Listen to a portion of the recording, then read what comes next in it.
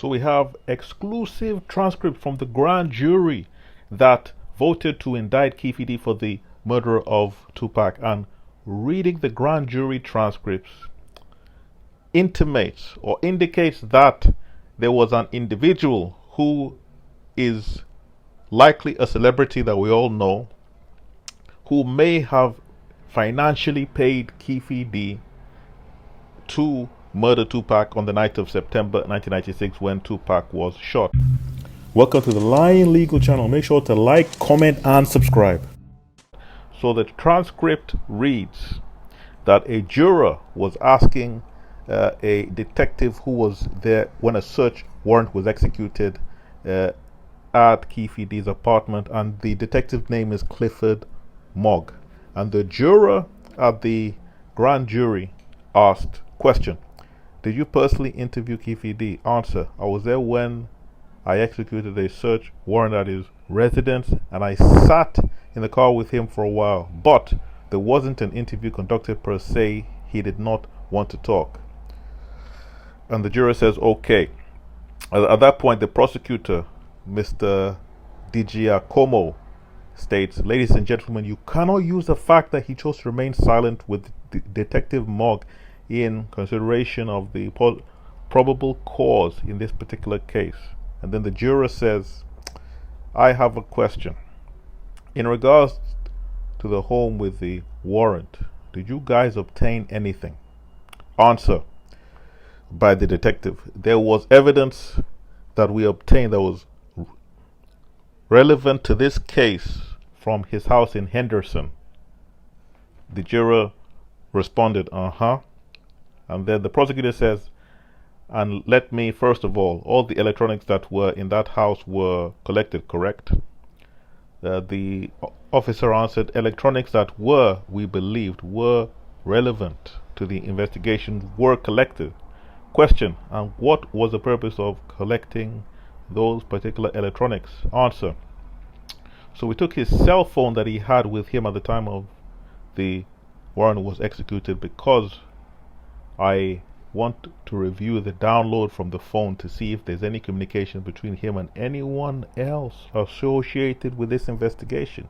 When I say that, I mean people who he has conducted YouTube interviews with, documentation as to his involvement in the Death Row Chronicles documentary, and then anything that would have related to his involvement in and the publication of his book. Question: in addition, were you looking to see if there was evidence of remuneration or financial payment for his claims of being responsible for the death of Tupac Shakur? Answer: that was one of the things we were going to look for also. That is explosive.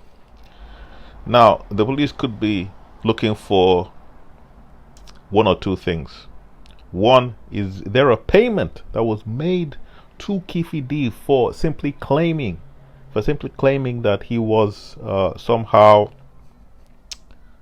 the responsible for killing Tupac Shakur? But it could also be looking for payments outside of that, payments such as any payment that facilitated his involvement. And Keefe himself said that one particular payment that did take place in an interview that he had on another channel, he said that P. Diddy paid somebody else who was in the car, Zip, $1 million as a result of participation in the hit on Tupac. Well, in fact, there was the rumor that after Pac got killed, Puffy gave Zip $1 million that was supposed to be handed over, and Zip ended up keeping it. And I remember when I interviewed T.K. Kirkland, who was actually roommates with Zip at one point. They were that close. He actually said, yeah. The Fed said that too. The FBI said he's a dirty motherfucker. Yeah, and he even said that, like, in retrospect, that was probably the best thing that could have ever happened to Puffy. By Zip stealing the money, now Puffy isn't connected to that shit. Other evidence that was discussed in the transcript was the very important evidence of the white Cadillac, which Keefe, D, and the other occupants who killed Tupac drove on the night in question. And ultimately the murder weapon, which was the gun. So this was also covered in the transcript, whereby a juror asked question, going way back, was the weapon that was used and or the car, the white Cadillac, either one of those ever recovered? And the answer from the Clifford Mogg, the detective, was neither one were recovered. We have information about them, but we were never able to identify the person who rented the car, where it was rented from, and then when it comes to the gun, we have never recovered, as of this date, the weapon that was used in the murder.